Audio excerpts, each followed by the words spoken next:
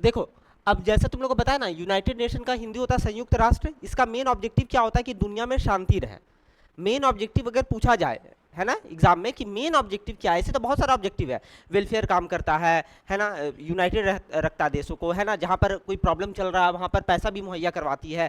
बहुत सारा यूएन का मतलब काम है, समझ में आ गया ना। इसके अंडर में बहुत सारी एजेंसीज भी वर्क करती है, ठीक है ना। बट हम लोग को अगर मेन काम पूछा जाए एक वर्ड में कि सबसे मेन काम क्या है, तो सबसे मेन काम है दुनिया में वर्ल्ड वॉर को होने से रोकना, समझ में आ गया ना, दुनिया में शांति स्थापित करना। ये मेन काम है आपका यूनाइटेड नेशन का, समझ में आ गया ना। क्योंकि देखो इसका रीजन ये है कि हम लोग थोड़ा सा अगर इसको पीछे जा करके समझना चाहें, रुको बताते तुमको। यूनाइटेड नेशन जब नहीं था तो क्या हुआ करता था। जब यूनाइटेड नेशन नहीं था ना, तब लीग ऑफ नेशन नाम का एक कॉन्सेप्ट हुआ करता था। लीग ऑफ नेशन नाम का एक कॉन्सेप्ट हुआ करता था। ये एक्चुअली वर्ल्ड वार वन जब खत्म हुआ, आपका 1914 में वर्ल्ड वार वन स्टार्ट हुआ, पढ़ाई है हिस्ट्री में। 1918 में वर्ल्ड वार वन खत्म हो जाता है। तो जब वर्ल्ड वार वन खत्म होता है तो बहुत सारे लोगों का जान चला गया, लगभग 3.5-4 करोड़ लोग मर गए, है ना। और कितना घायल हुआ उनका नाम अभी छोड़ दो।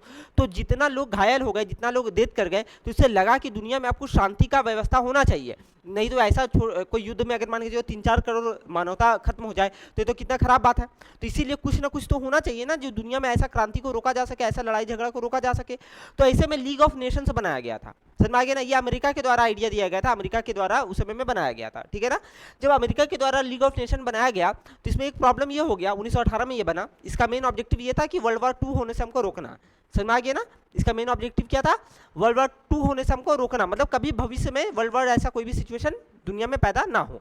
अब देखो लीग ऑफ नेशन यहाँ तक तो जब बन गया, इसमें सबसे बड़ा प्रॉब्लम ये हो गया कि बहुत सारी कंट्रीज इसके साथ ज्वाइन नहीं की। जैसे अभी यूनाइटेड नेशन के साथ कितना कंट्री जुड़ा हुआ है, 193 कंट्री जुड़ा हुआ है, बट इसके साथ उतना कंट्री जुड़ा ही नहीं। उसका रीजन ये है कि जो इसको स्थापित किया, इसको स्थापित करने वाला देश कौन है, यूएसए है। अब यूएसए का पार्लियामेंट जो है वो खुद इसको पास नहीं की, समझ में आ गया ना। मतलब यूएस का पार्लियामेंट जो है जब इसको पास करने का बारी आया कि लीग ऑफ नेशंस नाम का कोई चीज़ बन रहा है ये, तो वहाँ का पार्लियामेंट खुद इसको मंजूरी नहीं दी, अलाउ नहीं दी, समझ में आ गया ना। तो एक चीज़ समझो, जो देश इसको स्थापित कर रहा है वहाँ उस देश का खुद पार्लियामेंट अगर स्वीकृति नहीं दे रहा है तो बताओ इसका कोई अस्तित्व रहेगा नहीं। ये तो मतलब सिर्फ पेपर में ताकतवर रहेगा, है ना, बाकी ग्राउंड में तो कोई ताकतवर रहेगा नहीं। तो जब अमेरिका ही इसके साथ नहीं जुड़ पाया तो बाकी कंट्रीज का हम लोग क्या बोलेंगे। तो इसीलिए ये कहीं ना कहीं देखा जाए टेक्निकली तो फेल हो गया। और एक और रीज़न इसका फेल होने का तुम देखो ना, ऑफिशियली भी ये फेल हो गया जब वर्ल्ड वार 2 स्टार्ट हो गया। जब वर्ल्ड वार 2 स्टार्ट हो जा रहा है 1939 के आसपास में, तो ये तो फेल ही हो गया एक तरह से। तो यानी कि लीग ऑफ नेशंस जो इससे पहले हुआ करता था इसके पास्ट में, ये जो कॉन्सेप्ट था ये टोटली हो गया फेल, समझ में आ गया ना। उसके बाद बनाया गया, क्या बनाया गया, उसके बाद बनाया गया यूनाइटेड नेशन। अब यूनाइटेड नेशन के अंदर में ये देखो लीग ऑफ नेशन में बहुत सारी कमियां थी, है ना। क्या क्या कमियां थी अगर हम लोग उसको समझने जाए। अच्छा एक और चीज छोटा सा चीज यहीं पे ऐड करें, जब लीग ऑफ नेशन बना था तो उसी समय में इंटरनेशनल लेबर ऑर्गेनाइजेशन बना था 1919 में, उसको लीग ऑफ नेशन के साथ जोड़ दिया गया था, जहाँ पर लेबर लोग का जो होता है, जो लोग काम कर रहे हैं वगैरह, उनका ह्यूमन राइट्स का वायलेशन अगर हो रहा, वो सब चीज़ों को देखने का चीज़ होता था उसमें, ठीक है ना। अब देखो लीग ऑफ नेशंस में और इसमें क्या अंतर है, उसके पास कोई फाइनेंशियल पावर नहीं था लीग ऑफ नेशंस के पास, लेकिन यूनाइटेड नेशन के पास आज के दिन देखिएगा तो बहुत सारा फाइनेंशियल पावर भी है। यूनाइटेड नेशन इको शॉक के थ्रू बहुत सारा सामाजिक और आर्थिक काम भी करती है दुनिया भर में, डेवलपमेंटल वर्क करती है, समाज के लिए अच्छा करती है, समाज में कल्याण का काम करती है। तो पैसा एक तरह से समझ लो उसके पास था ही नहीं लीग ऑफ नेशंस के पास, है ना। उसका बस एक ही मोटो था कि हमको वर्ल्ड वार होने से रोक देना है ना। बट यूनाइटेड नेशन पूरा आइडिया बतलाता है किस तरह से हम रोकेंगे, है ना, दुनिया को एक बेहतर प्लेस किस तरह से बनाना है। यहाँ पर फॉर्मल डिस्कशन होगा हर साल, है ना, लोग मतलब अलग अलग देश के जो नेता होंगे, प्रेसिडेंट प्राइम मिनिस्टर, वो आकर के अपना बात रखेंगे, है ना, वर्ल्ड को एक बेटर एक प्लेटफॉर्म देंगे जहाँ पर बातचीत के थ्रू सारी चीज़ों को सुलझाया जा सके, है ना। इसके अलावा जो देश में कुछ प्रॉब्लम चल रहा होगा, कहीं वॉर हो रहा है या छोटा मोटा मान के चलो कोई वॉर, कोशिश यूनाइटेड नेशन का ये है कि सबसे पहले तो पूरा दुनिया में वर्ल्ड वार ऐसा सिचुएशन कभी भी क्रिएट ना हो, है ना। और दो कंट्रीज अगर छोटा मोटा लड़ाई लड़ भी रही है तो भी यूनाइटेड नेशंस कोशिश करती है कि प्यार से, है ना, समझा बुझा करके ये दोनों का जो टसल है उसको दूर किया जाए, है ना। देखो ना हम लोग का जो इंडस वाटर ट्रीटी हुआ था वर्ल्ड बैंक के द्वारा करवाया गया था, याद है तुम लोग को। वर्ल्ड बैंक हम अभी कुछ दिन पहले ही बताए थे, वर्ल्ड बैंक के द्वारा वो करवाया गया था। तो वर्ल्ड बैंक किसका एक तरह का एजेंसी वर्क करता है, वो यूनाइटेड नेशंस का एजेंसी वर्क करता है ना। तो वर्ल्ड बैंक क्या किया, हम मेरा और पाकिस्तान में देखा कि आने वाले समय में तनाव पैदा हो सकता है इस चीज़ को लेकर के, तो वो कोशिश किया कि चलो हम बीच में आकर के ये दोनों का जो मामला उसको सेटल कर देते हैं। हालांकि हम लोग उसमें बताएं तुमको किस तरह से इंडस वाटर ट्रीटी में हम लोग के साथ अनफेयर ट्रीटमेंट हुआ और पाकिस्तान को ज़्यादा फेवरेबल मतलब चीज़ें मिल गई, है ना, वो बात अलग है। बट कहीं ना कहीं मध्यस्थता करने का कोशिश तो किया, है ना, और हम लोग दोनों कहीं ना कहीं उस ट्रीटी का आज तक सम्मान किए थे, अनलेस एंड अनटिल अभी जो रिसेंट में इंसिडेंट हो गया उसके बाद हम लोगों को वो चीज़ रद्द करना पड़ा, है कि नहीं, समझ में आया। तो किस तरह से यूनाइटेड नेशन बीच में आकर के इंटरफेयर करके, एक तरह से पॉजिटिव वे में इंटरफेयर करके चीज़ों को रोकती है ना। इस तरह यूनाइटेड नेशन सिर्फ इंडिया और पाकिस्तान के बीच में नहीं, बहुत सारे देशों के बीच में ये एक तरह से मीडिएटर का काम किया है, ताकि वो दोनों के बीच में पीस स्थापित हो सके। समझ में आ गया ना, कोई दिक्कत है यहाँ तक? क्या नहीं, पूरा कंट्री से मेंबर है। जैसे यहाँ पर 193 देश है, 193 देश है, तो 193 देश है तो उनका हर का अपना, किसी का प्रेसिडेंट है, किसी का प्राइम मिनिस्टर है ना। तो 193 देश का प्रेसिडेंट और प्राइम मिनिस्टर समझ लो, वो सारा इसमें एक तरह से जाते हैं। समझ में आ गया ना, कब जाते हैं? जब इनका जनरल असेंबली या महासभा होता है। ये हर साल होता है, ठीक है ना, न्यूयॉर्क में होता है, हर साल होता है, और जनरली सितंबर का महीना में होता है। समझ में आ गया ना। अभी रिसेंट में भी सितंबर का महीना में हुआ था, जो हमारे मोदी जी गए हुए थे। समझ में आ गया ना। तो अभी हाल में भी ये हुआ था। तो अब देखो, इसी में हम लोग आते हैं जनरल असेंबली में, जो तुम पूछ रहे हो। इसमें 193 मेंबर्स है। इसमें सदस्य कितने हैं? 193 सदस्य है। और इन 193 सदस्य का क्या काम होता है? जनरल असेंबली का क्या काम होता है कि साल में हम लोग बैठ करके चर्चा करेंगे, है ना। एक साल में बैठ करके हम लोग चर्चा करेंगे कि क्या प्रॉब्लम चल रहा है देश दुनिया में, समझ में आ गया ना, क्या प्रॉब्लम चल रहा है देश दुनिया में, और उसको कोशिश करेंगे बातचीत के थ्रू हम लोग को सॉर्ट आउट करने का। समझ में आ गया ना, बातचीत के थ्रू कोशिश करेंगे उसको सॉर्ट आउट कर देने का।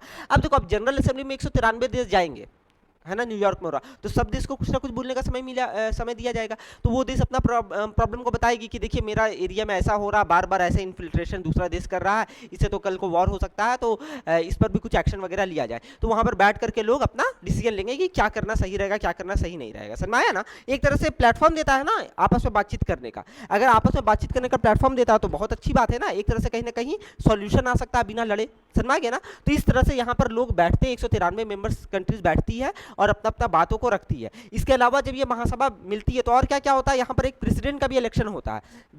जनरल असेंबली का एक प्रेसिडेंट होता है, जिसका काम होता है जो सभा में कार्य हो रहा है उसको अच्छे से हो जाए, अच्छे से ऑर्गेनाइज हो जाए। एक तरह का मॉनिटर समझ लो। जैसे अगर तुम लोगों को छोड़ दे, किसी का भरोसे नहीं छोड़ेंगे, तो तुम लोग को सब आपस में बदमाशी करेगा। तो हम एक मॉनिटर बना दिए यहाँ से कि देखना, थोड़ा सा निगरानी करना। उस मॉनिटर का क्या काम रहेगा?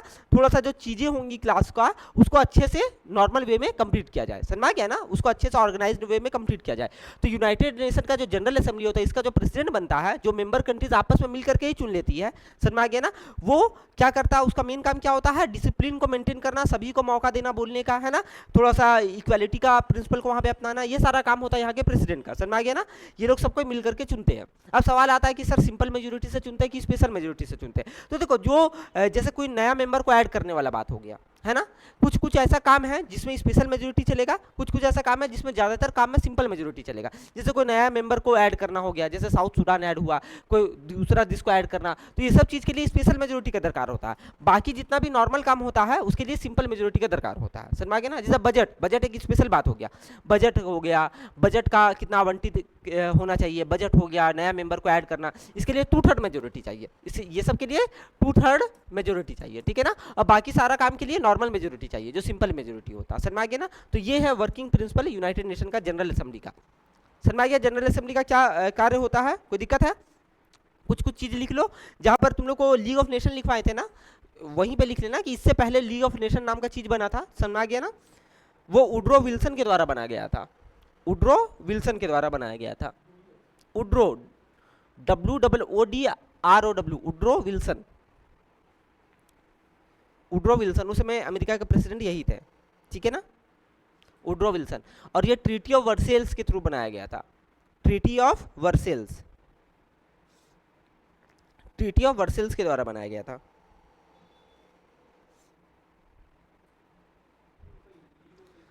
हाँ, लीग ऑफ नेशंस को वुड्रो विल्सन के द्वारा बनाया गया था, जो कि उस समय में यूएस के प्रेसिडेंट थे, और ये ट्रीटी ऑफ वर्सेल्स के थ्रू बनाया गया था। ट्रीटी ऑफ वर्सेल्स के थ्रू वर्ल्ड वार 1 भी खत्म हुआ था ऑफिशियली, और उसी समय इसको भी बनाया गया था।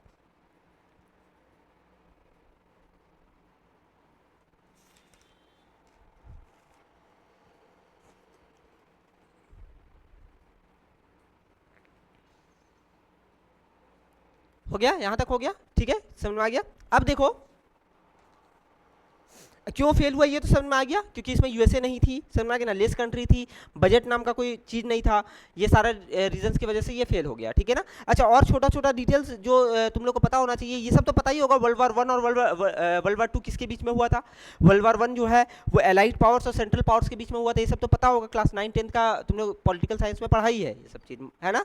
तो उसमें देखो क्या है कि एक साइड एलाइड पावर में फ्रांस था, रशिया था, यूके था, ये लोग था, फ्रांस रशिया यूके था, एक साइड जर्मनी था, है ना, ऑटोमन एम्पायर था, ये लोग सब मिलकर के लड़ाई किए थे। देखो वर्ल्ड वार वन में ही जर्मनी के साथ एक भेदभाव हो गया था, जब ट्रीटी ऑफ वर्सेल्स हम लोग साइन किए थे ना, तो उसी समय जर्मनी को बहुत मिसट्रीट किया गया था, समझ में आ गया ना। जर्मन लैंड्स को बहुत ज़्यादा ऑक्यूपाई हम लोग कर लिए थे, मतलब ट्रीटी ऑफ वर्सेल के तहत जर्मनी का बहुत सारा लैंड उसको देना पड़ गया था, समझ में आ गया ना।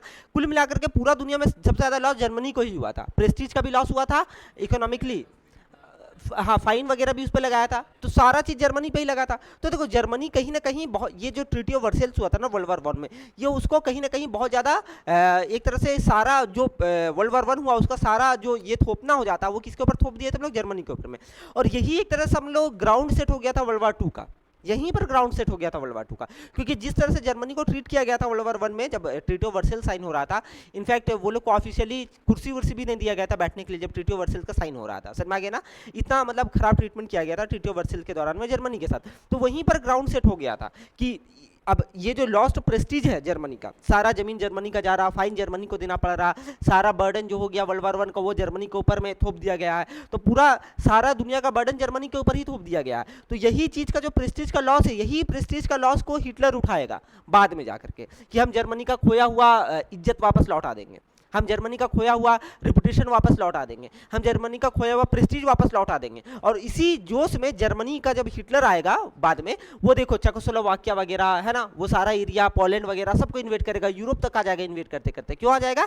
क्योंकि वो खोया हुआ प्रेस्टीज को जर्मनी का वापस लाना चाह रहा था। यूरोप में एक बहुत बड़ा पावर है जर्मनी, समझ में आ गया ना। तो अपना खोया हुआ प्रेस्टीज को वापस लाना चाह रहा था, इसी में वर्ल्ड वार टू भी स्टार्ट हो जाएगा। तो वर्ल्ड वार वन से ही एक तरह से हम लोग ग्राउंड सेट हो गया था वर्ल्ड वार टू का। अगर जर्मनी के साथ इतना मिसट्रीट नहीं किया गया होता, सारा बर्डन उसको नहीं दिया गया होता, सारा गिल्ट उस पर नहीं थोपा गया होता, तो शायद वर्ल्ड वार टू नहीं होता, है ना। बट वो सारा रीजंस की वजह से बाद में फ्यूचर में वर्ल्ड वार टू भी हम लोग को देखने को मिलेगा। ठीक है, यहाँ तक कोई दिक्कत नहीं है। अब आ जाते हैं हम लोग यूनाइटेड नेशन पे आ जाते हैं, समझ में आ गया ना। आज यूनाइटेड नेशन पे जनरल असेंबली में कुछ इंपॉर्टेंट चीज जो है उसको लिख लो। अच्छा, यूनाइटेड नेशन में वहाँ पर ये सारा चीज़ लिख लिया कि इसका फाउंडेशन कब हुआ था, ठीक है ना। अच्छा, फाउंडेशन कब हुआ था उसमें एक दो चीज़ और लिख लेना अगर स्पेस है तो। फाउंडेशन में 50 मेंबर हम लोग साइन करने गए थे, ठीक है ना, 50 मेंबर साइन करने गए थे, इंडिया भी उसमें से एक है, ठीक है ना। बस यही डिटेल को लिख लो, 50 मेंबर कंट्रीज मिलकर के साइन किया था यूएन चार्टर को, 50 कंट्री मिलकर के यूएन चार्टर को साइन किया था, जिसमें इंडिया भी एक है, ठीक है ना। इंडिया भी फाउंडिंग मेंबर है यूएन का, एक तरह से हम लोग ये बोल सकते हैं, ठीक है।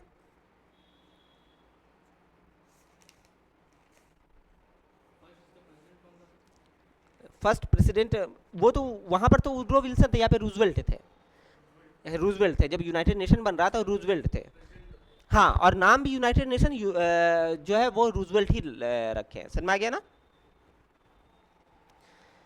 जब यूनाइटेड नेशन बन रहा था तो उसमें यूएस के प्रेसिडेंट कौन थे? रूजवेल्ट थे, और यही नाम भी रखे, यूनाइटेड नेशन जो शब्द का नाम रखे ये भी रूजवेल्ट ही रखे, ठीक है ना। अच्छा, अभी अभी ये है ना एंटोनियो गुटेरस है, हाँ वही है। उस समय का नीड नहीं है, पहला प्रेसिडेंट ऐसे गूगल करके तुम लोग देख लेना कौन थे, समझ में आ गया। अभी ऐसे है क्या बोलते हो ये वो गुटरेस है, अभी समझ में आ गया ना, अभी वो है प्रेसिडेंट। उस समय का देख लेना कौन थे president, first president, second president, वो सब गूगल कर लेना ना, पता चल जाएगा।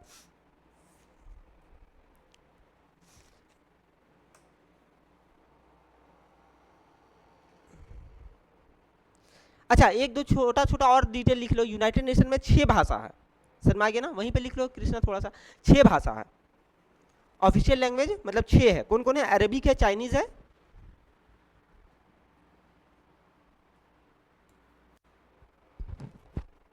अच्छा चलो ना हम भी यहाँ पे तुम लोग को लिख देते हैं। यूनाइटेड नेशन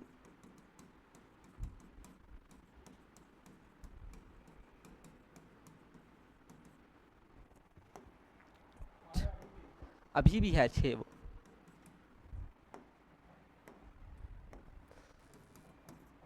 24 अक्टूबर 1945 इस्टेब्लिश हो रहा है।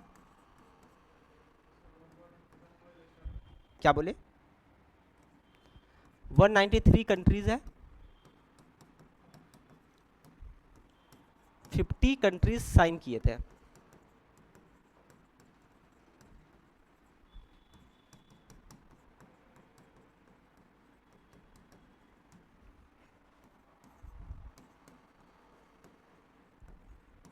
छह लैंग्वेजेस कौन कौन सा लिखा है?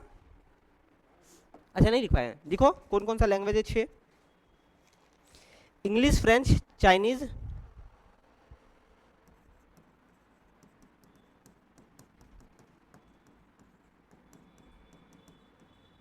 Arabic, English, French, Chinese, Arabic, Russian और स्पेनिश। रशियन और स्पेनिश, ये छह इसका लैंग्वेजेस है। बट जो ज्यादा वर्क होता है, ऑफिशियल वर्क जो होता है, वो सिर्फ दो लैंग्वेज में होगा। ऑफिशियल वर्क जो होगा वो सिर्फ दो लैंग्वेज में होगा, इंग्लिश में और फ्रेंच में होगा। समझ में, ये दो में ऑफिशियल ये होता है, ठीक है ना।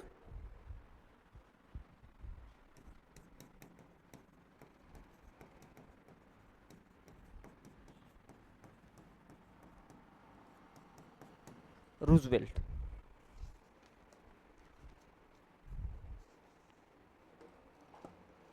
ठीक है, यहां तक समझ में आ गया। अच्छा, हेडक्वार्टर यहाँ पे छूट गया एक, हेडक्वार्टर है न्यूयॉर्क।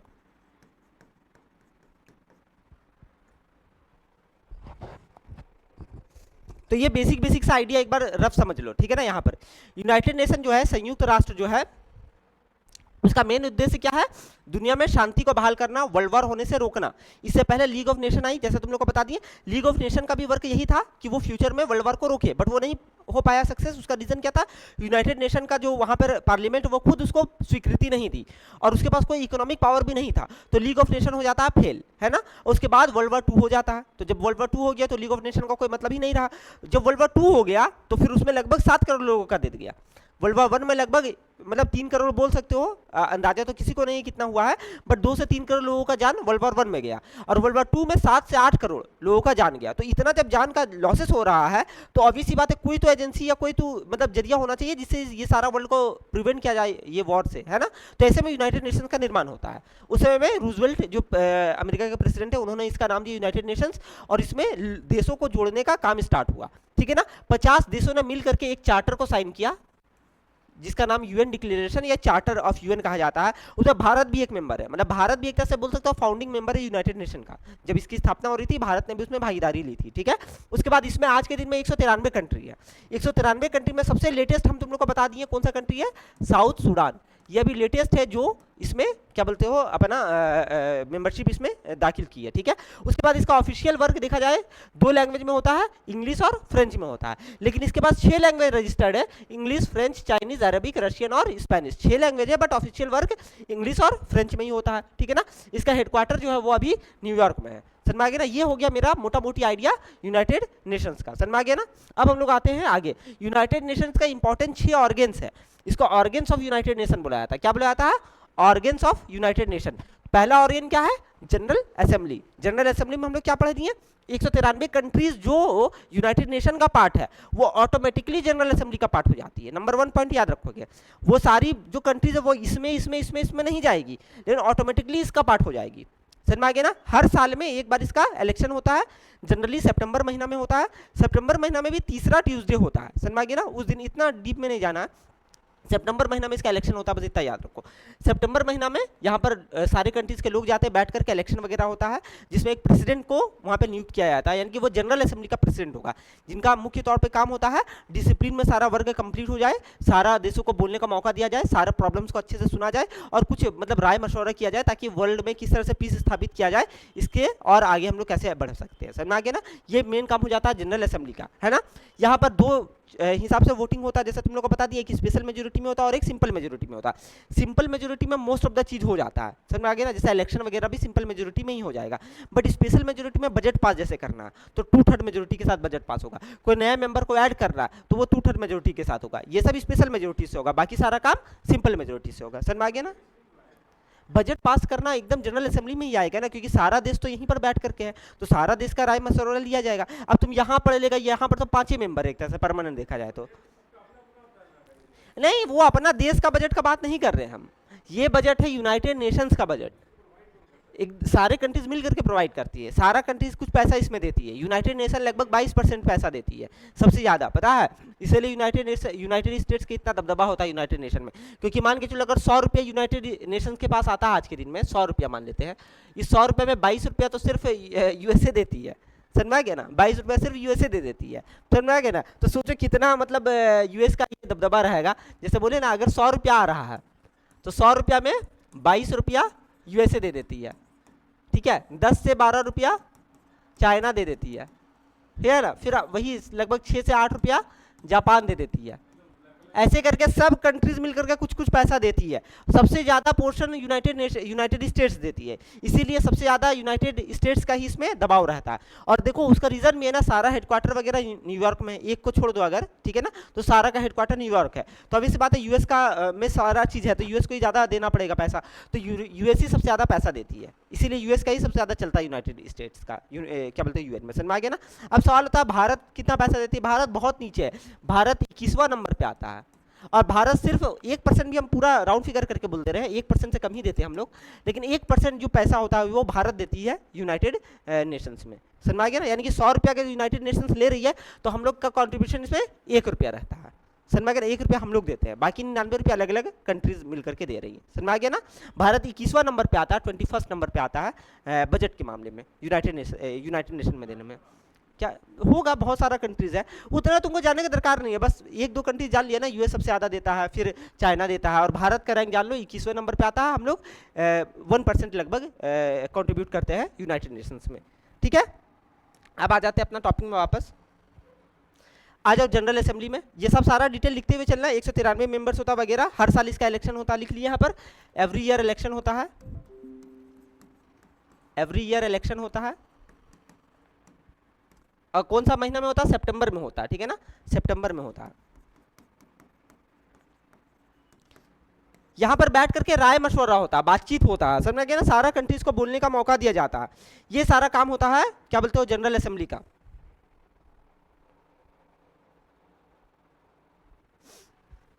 ठीक है, यहां पर सबका एक वोट होता है और सबका पास एक सीट होता है, ठीक है। यहां पर जब वोटिंग होगा तो सारा कंट्रीज का सेम वोट होता है, एक वोट होगा और एक सीट रहेगा। सबको एक वोट का पावर है और सबका पास एक ही सीट रहेगा। ऐसा नहीं तुम्हारे पास ज़्यादा पैसा है तो तुम्हारा वोट का कीमत यहाँ पे ज़्यादा होगा। एटलीस्ट जनरल असेंबली में तो वोट का कीमत सेम है। अच्छा, एक और चीज़, जनरल असेंबली को वर्ल्ड पार्लियामेंट भी बोला जाता है, वर्ल्ड पार्लियामेंट, क्योंकि सारे मेंबर नेशन से लोग आकर के बैठते हैं वहाँ पर, तो इसको वर्ल्ड का पार्लियामेंट बोला जाता है। ये बात भी लिख लेना, इसको वर्ल्ड का पार्लियामेंट बोला जाता है, ठीक है, वर्ल्ड पार्लियामेंट, वर्ल्ड पार्लियामेंट भी बोला जाता है इसको, ठीक है।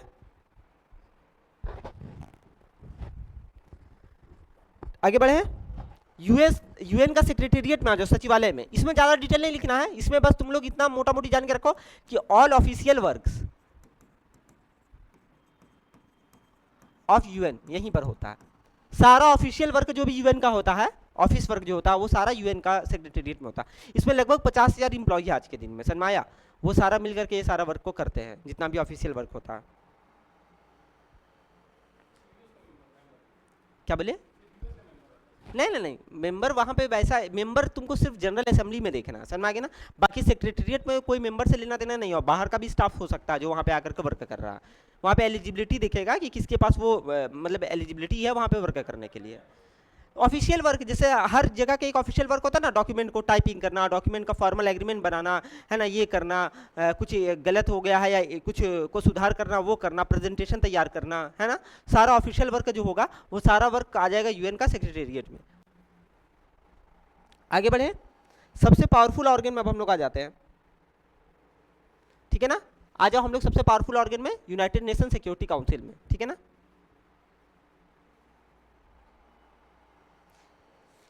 आ जाओ अब हम लोग सबसे पावरफुल में, यूनाइटेड नेशन सिक्योरिटी काउंसिल में।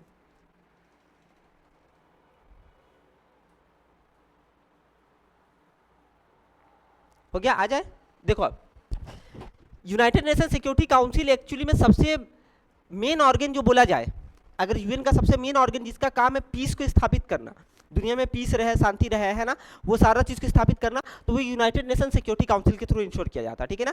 इसमें पहले जान के रखो 15 मेंबर होता है, लिख लो, इसमें टोटल 15 मेंबर होता है, लेकिन दो हिस्से में 15 मेंबर को बांटते हैं, 10 + 5, 10 + 5। ये 10 जो मेंबर होते हैं ये नॉन परमानेंट मेंबर होते हैं। ये क्या होते हैं? नॉन परमानेंट मेंबर, अस्थाई मेंबर होता है, ये नॉन परमानेंट है। हाँ, नॉन परमानेंट होते हैं, ये हर 2 साल में सेलेक्ट होता है। भारत कितना बार सेलेक्ट हुआ है? भारत लगभग 8 बार अभी तक सेलेक्ट हुआ है, और अभी रिसेंटली भारत 2021 में भी इसका मेंबर था, समझ में आ गया ना? तो भारत लगभग नॉन परमानेंट मेंबर में लगभग 8 बार अभी तक सेलेक्ट हुआ है, 2021 में भी इसका मेंबर रह चुका है भारत, ठीक है ना? अब आते हैं हम लोग 5 मेंबर जो इसका है, जो ऑफिशियल मेंबर होता है।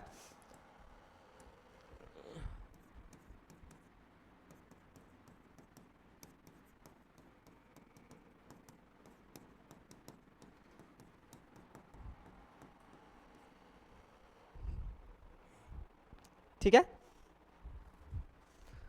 कोई दिक्कत है यहां तक? अब इसका 5 जो परमानेंट मेंबर होते हैं वो कौन कौन है? यूके, यूएस, रशिया, चाइना और फ्रांस।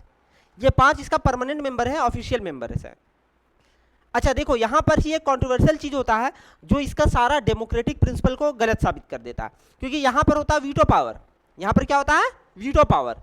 वीटो पावर क्या होता है? देखो समझो, वीटो पावर क्या होता है। मान के चलो कोई भी चीज हम लोग को करना है, किसी देश के ऊपर में सेंक्शन लगाना, किसी देश के ऊपर में कोई भी चीज का प्रतिबंध लगाना, कोई देश के ऊपर में कोई कठोर एक्शन लेना, किसी का पैसा रोक देना, कुछ भी करना, समझ आ गया ना? किसी भी देश के ऊपर में कुछ भी करना, जैसे मान के चलो पाकिस्तान के ऊपर में करना, क्योंकि पाकिस्तान अभी बार बार टेररिस्ट को बढ़ावा देती है, अभी इंडिया में भी उसके वजह से देखो क्या हो गया है ना? तो अब मान के चलो पाकिस्तान को हम लोग को पूरे इकोनॉमिकली उसको बैन करना है, पाकिस्तान के ऊपर में सैंक्शन लगाना, पाकिस्तान के ऊपर में सारा चीज करना है ना? तो अब ऐसे में क्या होगा, हम लोग जाएंगे यूएन के पास ये सारा चीज करने की, टेररिस्ट को बढ़ावा देता है, टेररिस्ट को फंडिंग करता है, इसका जो उधार ये लेता है इसको रोकिए, है ना? आईएमएफ से इसका पैसा को रोक दीजिए, एफएटीएफ वगैरह को इसको ग्रे लिस्ट में डालिए, अलग अलग चीज़ है, वो सब उतना भी डिटेल मत जाओ, समझ के ना? मोटा मोटी आइडिया लग गया क्या कहने का मतलब है? पाकिस्तान को मान के चलिए इकोनॉमिकली वीक करना है, उसको फाइनेंशियली वीक करना है, उसके खिलाफ कुछ एक्शन लेना है। तो अब देखो क्या होगा, हम बोल दिया, इंडिया बोल रही है करना है करना है करना, अब इंडिया तो इसमें ऑफिशियल मेंबर है नहीं, इंडिया तो ऑफिशियल मेंबर है नहीं, इंडिया आवाज उठा सकती है, चलो आवाज उठाए, मेरा बहुत सारा देश साथ भी दिया, है ना? तो वो बात वहां तक गया, यूनाइटेड नेशन सिक्योरिटी काउंसिल तक गया, और वहां पर कुछ डिसीजन लेने का समय आया। अब देखो यूएस तो कहीं ना कहीं चलो बोल देगा कि चलो ठीक है हम इंडिया का साथ दे रहे हैं, ठीक है मान के चलो। चाइना बोलेगा हम साथ नहीं देंगे, है ना? मान के चलो यूएस, यूके, रशिया और फ्रांस चारों मिलकर के एग्री कर गया कि हाँ पाकिस्तान के ऊपर में कोई कड़ा स्टेप तो लेना पड़ेगा, लेकिन अकेला अगर चाइना बोल दिया कि नहीं नहीं नहीं पाकिस्तान के ऊपर में नहीं लेना चाहिए, क्योंकि पाकिस्तान और चाइना ज़्यादा करीबी है, समझ में आ गया ना? तो अब ऐसे में वो जो प्रस्ताव लाए थे हम लोग, वो सारा बर्खास्त हो जाएगा, वो सारा बर्बाद हो गया। क्यों? क्योंकि सिर्फ चाइना बोल दिया कि नहीं होना चाहिए। तो अब तुम सोचेगा सिर्फ चाइना का इतना पावर है? नहीं, सिर्फ चाइना का नहीं, यहाँ पर पांचों के पास वीटो पावर है। यानी कि अगर कोई मसला आ गया है, कोई प्रॉब्लम आ गया, तो या तो पांचों सहमत हो तभी एक्शन हो पाएगा, या तो इसमें से अगर एक भी ना किया तो वो चीज़ वहीं पे खत्म हो जाएगा।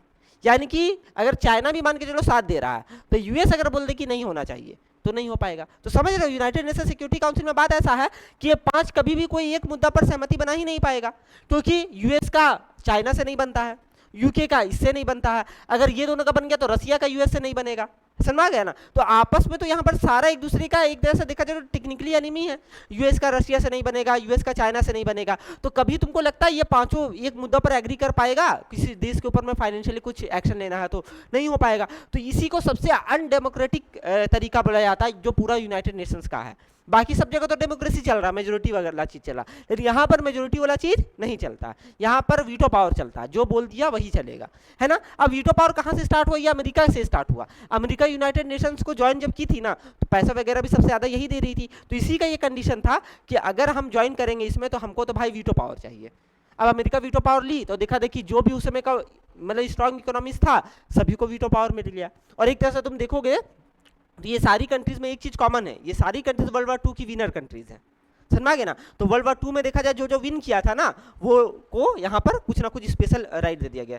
उसको छोड़ दो, थोड़ा सा एक्सेप्शनल केस में रख लो, लेकिन ज़्यादातर जितना भी यूरोप का कंट्रीज में देखो वॉर हुआ था, तो वर्ल्ड वार 2 का सारा विजयी कंट्रीज को यहाँ पर जोड़ दिया गया। सोचो ना, जर्मनी जो पूरा मतलब यूरोप का सबसे मोस्ट पावरफुल इकोनॉमी है, उसको यहाँ पर प्लेस नहीं दिया गया है ना, क्योंकि वो वर्ल्ड वार 2 में हारी हुई कंट्री थी, ठीक है? तो ये सारा चीज़ देखो इस तरह से यहाँ पर चीज़ हुआ। अच्छा, भारत भी यहाँ पर बोलता है कि हमको भी चाहिए परमानेंट मेंबरशिप का प्लेस, सही बात है, भारत को भी चाहिए। भारत को मिलना भी चाहिए, बहुत सारा देश इसमें आवाज भी उठा, भारत को मिलना चाहिए। क्यों मिलना चाहिए?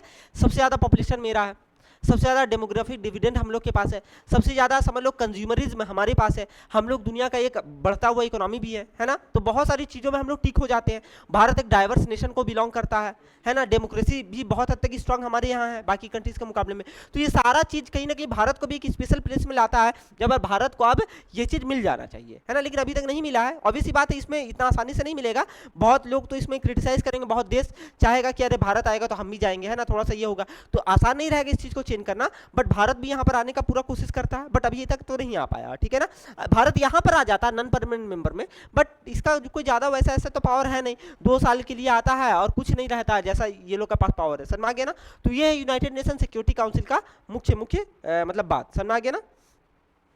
यहाँ तो कोई दिक्कत है, 15 मेंबर होता लिख लिया, 5 परमानेंट होता है, ये सब सारा चीज लिख लिया।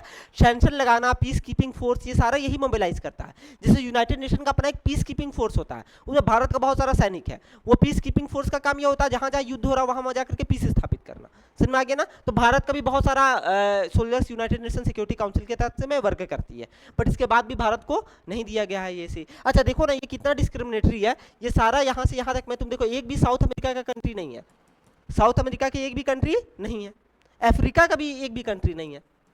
तो बताओ, 2 कॉन्टिनेंट तो आपका छूट गया ऐसे ही, है ना, रूल आउट हो गया। सिर्फ यहाँ पर जो है एशिया का रशिया है, चाइना है, और ज़्यादातर यूरोप का डोमिनेशन है, और एक नॉर्थ अमेरिका का वहाँ से यूएसए है ना। तो देखा जाए तो यूरोप और कहीं ना कहीं नॉर्थ अमेरिका डोमिनेट कर रहा है, और थोड़ा मोड़ा एशिया डोमिनेट कर रहा है ना। तो ये 3 स्टेट या 3 कॉन्टिनेंट से ही सारा चीज़ आ गया, बाकी सारा कॉन्टिनेंट कहाँ गया, है कि नहीं। तो ये किस तरह से, एक तरह से देखा जाए तो बहुत ही यूनिलैटरल टाइप का अरेंजमेंट हो गया यूनाइटेड नेशन सिक्योरिटी काउंसिल में, हुआ कि नहीं हुआ, समझ में आ गया। तो यही एक प्रॉब्लम है जो यूनाइटेड नेशन सिक्योरिटी काउंसिल के साथ है, कि अब वीटो पावर है 5 कंट्रीज का, ये 5 कंट्रीज कहीं ना कहीं वर्ल्ड वॉर 2 में विजयी कंट्रीज थी, तो इनको वीटो पावर दे दिया गया है। इकोनॉमिकली भी चलो ठीक है, बट भारत को भी यहाँ पर आ जाना चाहिए, क्योंकि भारत के पास भी वो सारा क्राइटेरिया को अब ये फुलफिल कर रहा है। बट वही बात है, भारत बजट में काफ़ी पीछे है ना। भारत का जो बजट है वो लगभग 1% ही हम लोग देते हैं, जब तक थोड़ा बढ़ेगा नहीं, 5 से ऊपर नहीं जाएगा तो थोड़ा प्रॉब्लम तो रहेगा। क्योंकि अगर आप यूनाइटेड नेशन सिक्योरिटी काउंसिल के मेंबर बनेंगे तो थोड़ा सा आपको बजट में ज़्यादा पैसा देना पड़ेगा यूनाइटेड नेशंस में, है ना। तो अगर भारत वहाँ पर ज़्यादा बजट में देगी तो फिर अपना एक्सपेंडिचर में हम लोग को प्रॉब्लम होगा। तो बहुत सारा प्रोज एंड कॉन्स है, बनने का अपना फायदा, नहीं बनने का अपना नुकसान है, वो सब भारत को देखना पड़ेगा इसका मेंबर बनने के लिए, ठीक है। यहाँ तक हो गया। अब आ जाओ इंटरनेशनल कोर्ट ऑफ जस्टिस, लिखो इंटरनेशनल कोर्ट ऑफ जस्टिस। ये जुडिशियल बॉडी है या जुडिशियल विंग है किसका, यूनाइटेड नेशन का, ये जुडिशियल विंग है, ठीक है, ये जुडिशियल विंग है। एक सेकंड, ये जुडिशियल विंग है,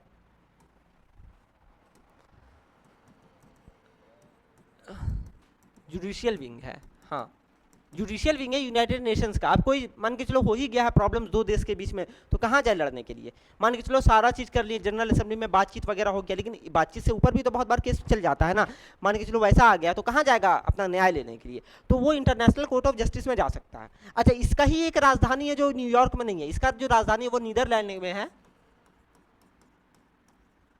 हॉग एक जगह है, समझ में गया ना। इसका राजधानी नीदरलैंड में, बाकी सारा का राजधानी न्यूयॉर्क में, इसी का एक राजधानी है जो क्या बोलते हैं नीदरलैंड में। लिख लो इस चीज को भी,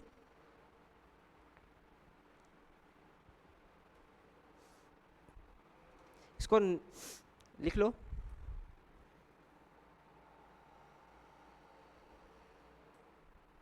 ठीक है, नीदरलैंड में हॉग, हॉग एक्चुअली में याद रखना नीदरलैंड के अंदर में आता है, हेडक्वार्टर इसका। अच्छा, इसमें 15 जज होता है, इसमें 15 जज होते हैं, ठीक है,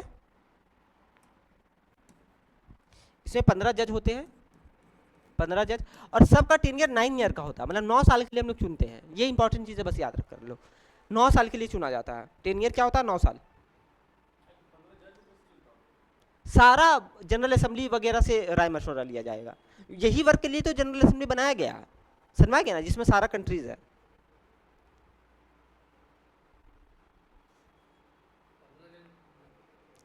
सबका टेन्योर 9 साल रहेगा, हो गया। हाँ, सबका मतलब इसको छोड़ के सबका न्यूयॉर्क है हेडक्वार्टर, ठीक है ना। अब देखो यहाँ पर ये हो गया, इसका मेन काम। अब आ जाए इकोसॉक, सामाजिक व आर्थिक परिषद। इसका मेन काम देखो, यूनाइटेड नेशन का मेन काम देखा जाए तो अगर दुनिया में एक तरह से समझो वर्ल्ड वार नहीं होगा तो वो इसकी वजह से होगा, ना कि ये सब की वजह से। यहाँ पर तो जो यूनाइटेड नेशन सिक्योरिटी काउंसिल है ये तो और ज़्यादा यूनिलैटरल चीज़ करती है ना। तुमको पता है ना, यहाँ पर डेमोक्रेटिक प्रिंसिपल फॉलो नहीं होती है, क्योंकि यहाँ पर अमेरिका और जो वर्ल्ड वार 2 में विजयी कंट्रीज उनके पास ही ज़्यादा पावर है, वीटो पावर यहीं पर है। यही वजह से ये सारा पूरा कॉन्सेप्ट अनडेमोक्रेटिक बन जाता है।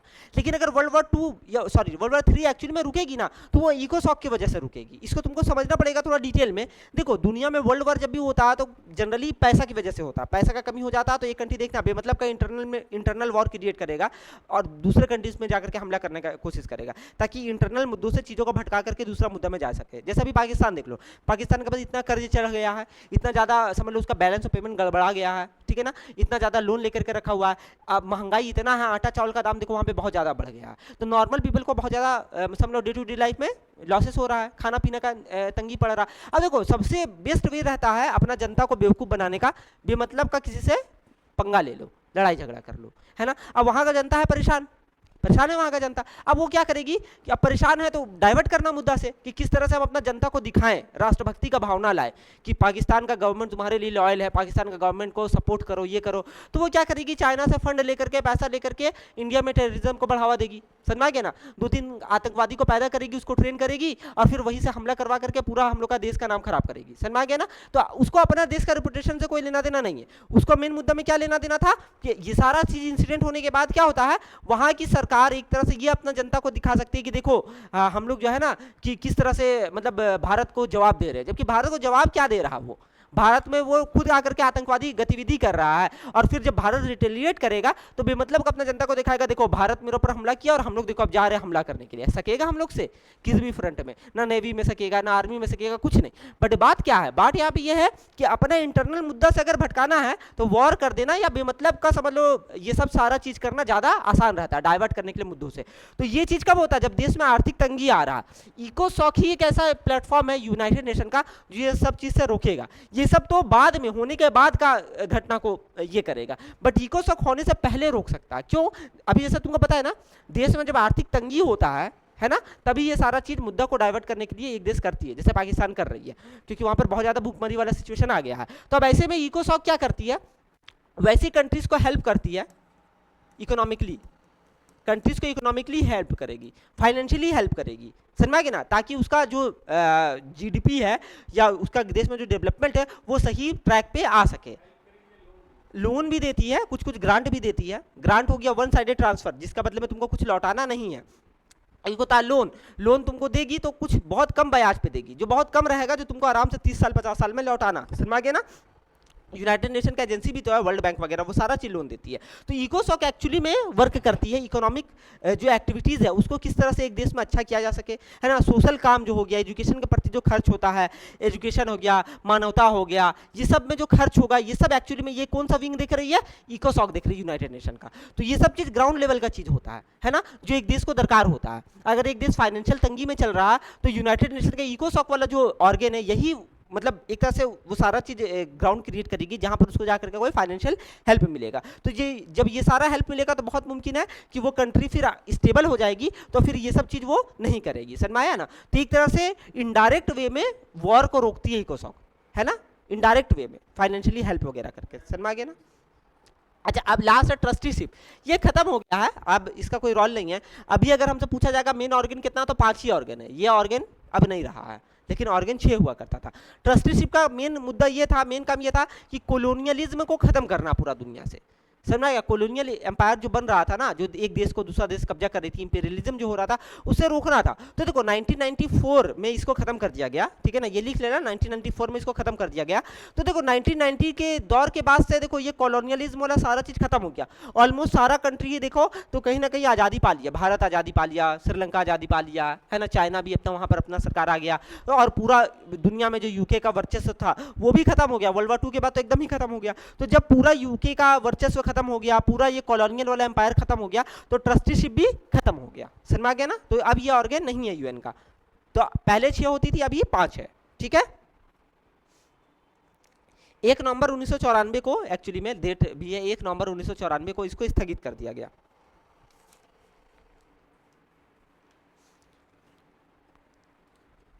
तो अब समझ में आया यूनाइटेड नेशंस क्या है। ये तो ऑर्गन्स के बारे में पढ़े। अब यूनाइटेड नेशन का बहुत सारा एजेंसी वर्क है। एजेंसी में वर्ल्ड बैंक आ जाएगा, इंटरनेशनल लेबर ऑर्गेनाइजेशन आ जाएगी, है ना, वर्ल्ड हेल्थ ऑर्गेनाइजेशन आ जाएगा, जो अलग अलग प्रोस्पेक्ट में देखता है। ये हम लोग अगला क्लास में देख लेंगे। मोटा मोटी समझ में आ गई यूनाइटेड नेशंस का वर्क क्या क्या होता है। कोई दिक्कत है यहाँ तक? समझ में आ गई यूनाइटेड नेशन का क्या वर्क होता है। एक बार क्विक रिकैप कर दे यूनाइटेड नेशन, एक बार क्विक रिकैप कर देते एकदम स्पीड में। सबसे पहले तो यूनाइटेड नेशंस का देखो यहाँ पर कहाँ गया वो वाला। सबसे पहले क्विक रिकैप में देख लो, यूनाइटेड नेशंस बनी है 24 अक्टूबर 1945 को। मेन काम वर्ल्ड वार 2 को रोकना, क्योंकि लीग ऑफ नेशन फेल हो गई थी। हाँ सॉरी बार बार 2 बोल दे रहे हैं। वर्ल्ड वार 3 को रोकना, क्योंकि लीग ऑफ नेशन फेल हो गई थी। उसका काम था वर्ल्ड वार 2 को रोकना, बट हो गया वर्ल्ड वार 2, तो खत्म हो गया उसका वर्चस्व। तो इसका मेन काम है वर्ल्ड वार 3 को रोकना। 193 कंट्रीज है, जिसमें साउथ सुडान लेटेस्ट कंट्री जिसमें आई है, समझ में आ गया ना। 50 कंट्री ने मिलकर के यूएन चार्टर को साइन किया था 1945 में, जिसको यूएन डिक्लेरेशन कहा जाता है। इसमें भारत भी एक मेंबर थी, है ना। 6 लैंग्वेजेस यहाँ पर है, जिसमें 2 ऑफिशियल लैंग्वेजेस जिसमें सारा काम होता है, वो कौन है? इंग्लिश और फ्रेंच। और बाकी 6 लैंग्वेज कौन है? इंग्लिश और फ्रेंच है, चाइनीज, अरबिक है, रशियन और स्पेनिश है। नाम जो है इसको रूजवेल्ट ने दिया था, ठीक है ना। और हेडक्वार्टर इसका न्यूयॉर्क में है। यहाँ तक कोई दिक्कत नहीं है। अब आ जाओ ऑर्गन्स ऑफ यूनाइटेड नेशन में। तो सबसे पहला ऑर्गन देखिए जनरल असेंबली। अब अगर हम क्विक रिकैप करना चाहे तो क्या रिकैप करेंगे? जनरल असेंबली डिबेट और डिस्कशन का प्लेटफॉर्म है कि नहीं? सिंपल वर्ड में बोला जाए तो जनरल असेंबली क्या? डिबेट और डिस्कशन का प्लेटफॉर्म है। तो इनकी 2 डी दे सकते हैं, 2 डी, डिबेट और डिस्कशन यहाँ पर होगा, है ना। बस बाकी डिटेल तो तुमको पता ही है। अच्छा, यूनाइटेड नेशन सेक्रेटेरिएट का मेन काम है office work, OW office work इसका मेन काम है कि नहीं। यूनाइटेड नेशन सिक्योरिटी काउंसिल, इसका मेन काम है पीस को बढ़ाना, सैंक्शन लगाना, कुछ एक्चुअली में एक्शन लेना। बट यहाँ पर क्या प्रॉब्लम है तुमको समझ में आया? क्योंकि यहाँ पर वीटो पावर चलता है ना। तो कभी भी हम लोग सहमति भी बन नहीं पाते हैं। यहाँ पर वीटो पावर वाला प्रॉब्लम है 5 कंट्रीज में जो है। समझ में आ गया ना? कोई दिक्कत है? ये हो गया पीस को बढ़ावा देना, डिसीजन लेना, स्ट्रॉन्ग डिसीजन लेना, ये सारा यूनाइटेड नेशन सिक्योरिटी काउंसिल में आता है। कोई दिक्कत है? आगे आ जाओ इंटरनेशनल कोर्ट ऑफ जस्टिस। अब 2 देश आपस में लड़ ही लिए हैं, या कुछ उनके बीच में प्रॉब्लम हो ही गया है, या देश या ग्रुप ऑफ देशों में कुछ हो गया, तो वो इंटरनेशनल कोर्ट ऑफ जस्टिस में जाकर के अपना न्याय को ले सकते हैं। हाँ, एक चीज याद रखना, इनका डिसीजन कोई मैंडेटरी नहीं होता कि एकदम ऐसा बोल दिए तो ऐसा ही होगा, है ना। बस ये सब सारा एक फॉर्मल अरेंजमेंट है, ऐसा नहीं है कि इसका डिसीजन मैंडेटरी होगा। समझ में आ गया ना? एक तरह का क्या बोलता है, मानसिक प्रेशर रहता है, पॉलिटिकल प्रेशर रहता है। समझ में आ गया ना? जैसे इंटरनेशनल कोर्ट ऑफ जस्टिस को डिसीजन दे दी तो एक मानसिक प्रेशर, एक साइकोलॉजिकल प्रेशर उस देश पे आ जाता है ना। यहाँ पे सारा साइकोलॉजी का गेम है। समझ में आ गया ना? अब ये हो गया इंटरनेशनल कोर्ट ऑफ जस्टिस का बात, समझ में आ गया ना? ये जुडिशियल विंग हो गया यूनाइटेड नेशन का। इकोसॉक देख लिए किस तरह से आर्थिक काम करता है। मेन देखा जाए तो यूनाइटेड नेशंस का एक तरह से जो पैसा वगैरह को टैकल करने का मुद्दा वो इकोसॉक के थ्रू ही होता है। और ट्रस्टीशिप का काम था कॉलोनियलिज्म को रोकना, जो कि 1994 में खत्म हो गया after all countries got independence. कोई दिक्कत है? तो ये है यूनाइटेड नेशंस का ऑर्गन्स, जिसके बारे में आज हम लोग जान लिए, ठीक है। अगला क्लास में हम लोग यूनाइटेड नेशन का कुछ एजेंसी वर्क के बारे में जानेंगे, जैसे वर्ल्ड हेल्थ ऑर्गेनाइजेशन वगैरह जो है ना, वो सारा चीज़ के बारे में हम लोग जानेंगे, ठीक है।